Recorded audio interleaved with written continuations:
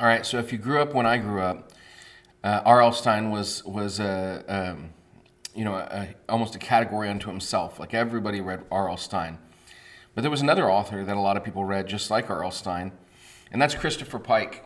So I want to talk about Christopher Pike's books today. This particular book is called Midnight Club. Now, Christopher Pike's books were always a little bit longer than R.L. Stein's.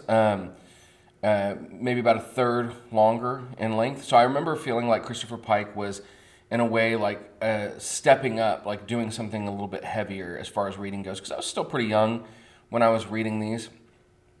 Christopher Pike's books were also usually pretty creepy, and maybe a little bit more. Maybe the creepiness was a little bit more undercover than R.L. Stein's.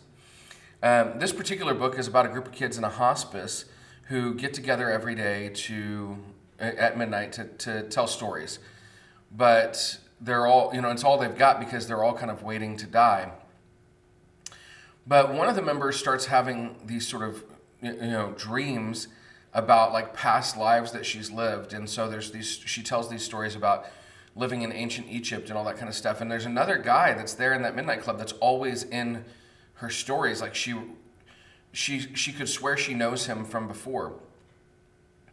Well, they find out that one member of the hospice group is going to leave the hospice to go back to normal life, and then shortly thereafter another dies, and the one before they die shares this story of that kind of connects to all these past life stories that Ilyanka, I think that's her name, is having. She's having these dreams of her past lives.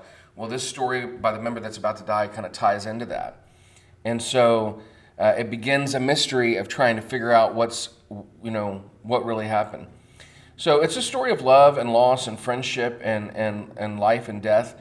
But Christopher Pike did a really good job of being these kind of, on the edge of creepy, just mysterious reads. And I loved Christopher Pike's books, same as R.L. Stein. So I definitely wanted to make sure that I talked about Christopher Pike. If you've never read him, you should go pick it up.